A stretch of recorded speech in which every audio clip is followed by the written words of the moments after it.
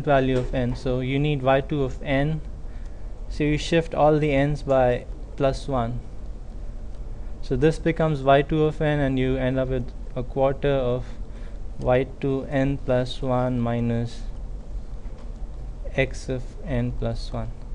So that's the difference equation for the second system. For the first system, and then the last equation, that is for this portion right here. I mean, you haven't expressed y yet, so y is y1 plus y2. So it's these three.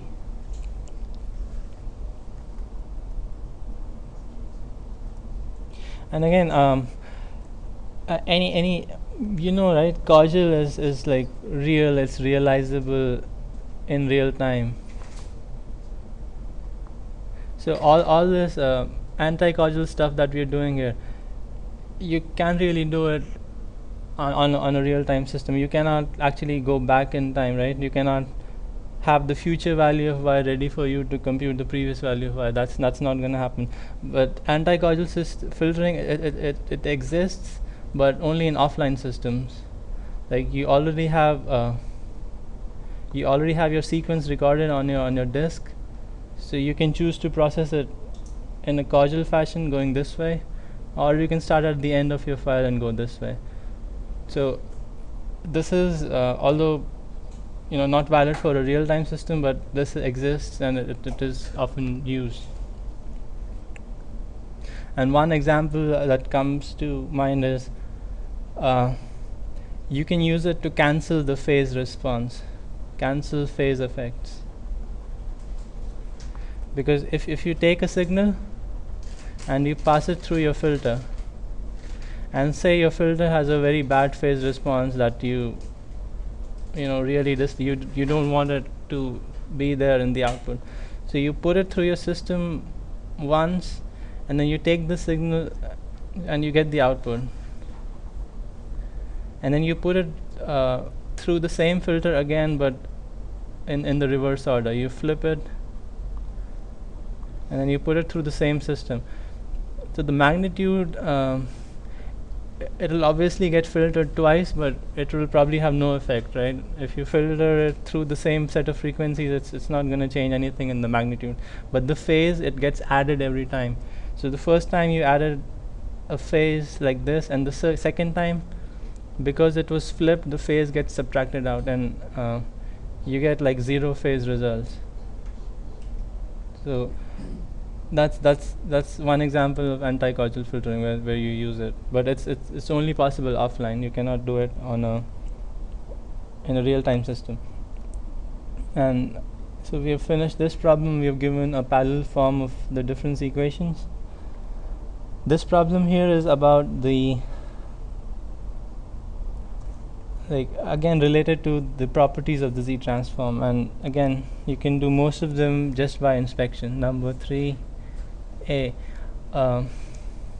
So the way it's worded is that what you're given is some y of z. Y of z is z to the negative k for the first one, x of z. So give y of n in terms of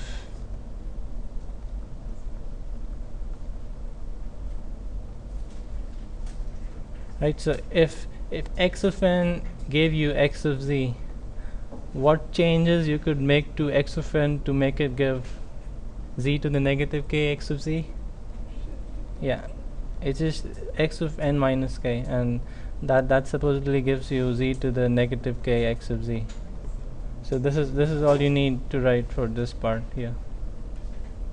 A. Then B is x of z inverse.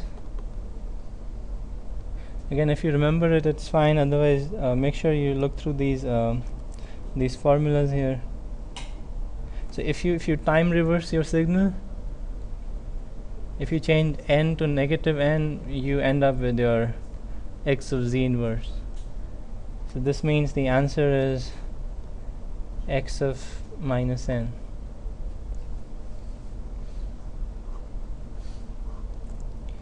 Then It's asking you the derivative of x of z.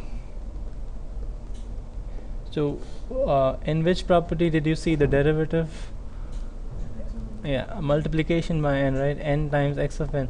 But the problem is it wasn't a straight derivative. It was negative z times the derivative, or negative z times x dash x prime of z. So you have an extra or kind of a missing negative z here. So what can you do? You can maybe write it like this: negative z x prime of z times negative z inverse, because it's going to be the same thing. And this would have given you n times x of n, and then you have a negative sign there, and so you have a negative and then you have a z inverse. The z inverse implies that this whole thing had to be shifted by 1. So this guy here, it would come off of a transform of negative n minus 1 x n minus 1.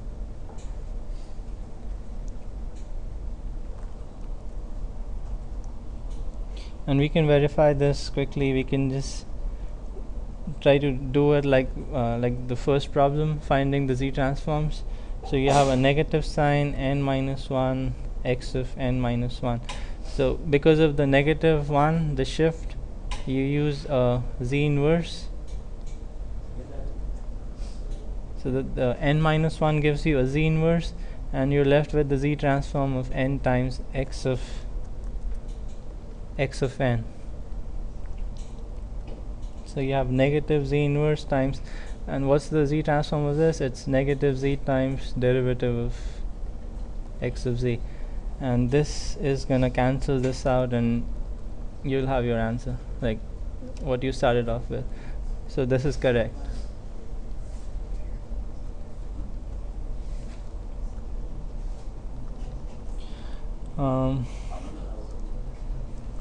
The next one is x of a times z.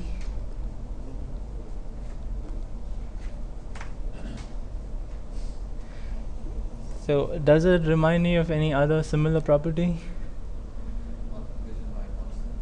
No. By an exponent. So remember, there was, if you had x of n transforms to x of z, then a to the n x of n transforms to x of z divided by a. So just by comparison, what should the time domain signal be for this case? Yeah, 1 over a to the n x of n. So that would end up being that.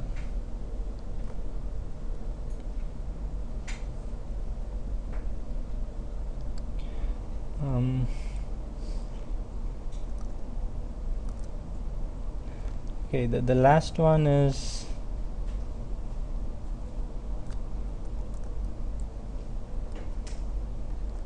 x of z to the negative k, and this is unlike anything that we've done in the class before. Z to the negative k. So we know that x of n, the z transform was x of z. So what this means is x of z, the definition of the z transform was x of n z to the negative n, right? So if somebody, so x of z to the negative k, it implies just replacing z by z to the negative k in the whole expression. So what you're doing is you're just replacing z by z to the negative k everywhere.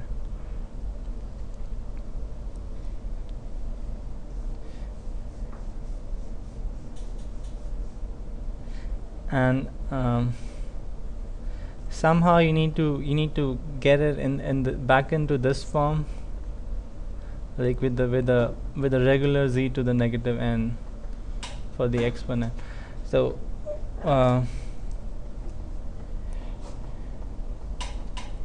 So all you need to do is replace z by, no, not z, we cannot change z. So what you end up here is it's z to the kn, and what you really needed was z to the negative n. So if I replace my n with a negative n over k,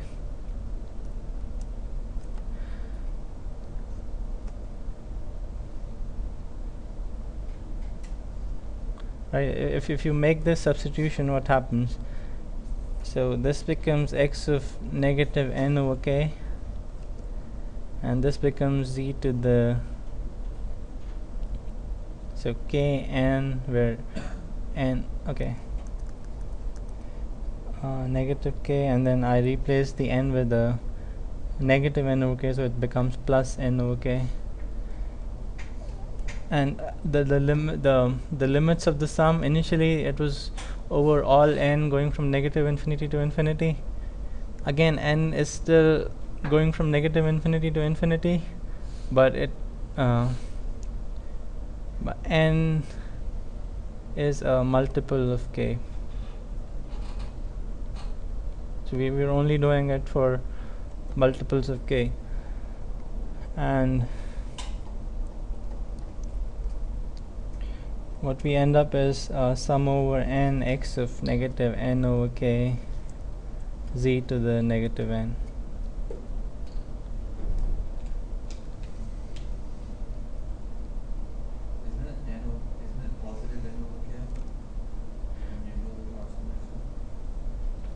Here?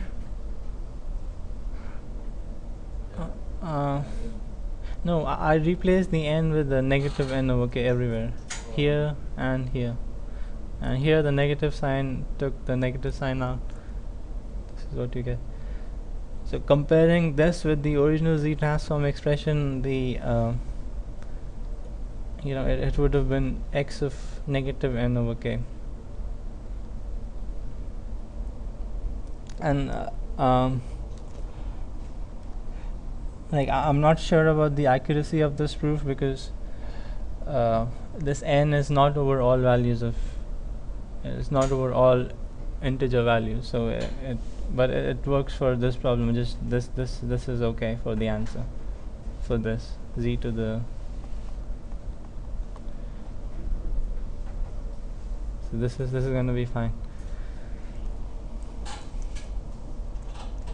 The next problem is, okay, you're given a transfer function h of z, find the causal recursive difference equation. So exactly what we did here, and again the question will mention whether it's looking for the causal version or the anti-causal version. So here we're gonna write the causal version. H of z was given to be 2 minus 0.8 z inverse over 1 minus 0.8 z inverse plus 0.15 z to the negative 2. Again, you set this as y of z over x of z, then you cross multiply, and I'm not going to write this in, or maybe I can, there's plenty of time. Y of z minus 0.8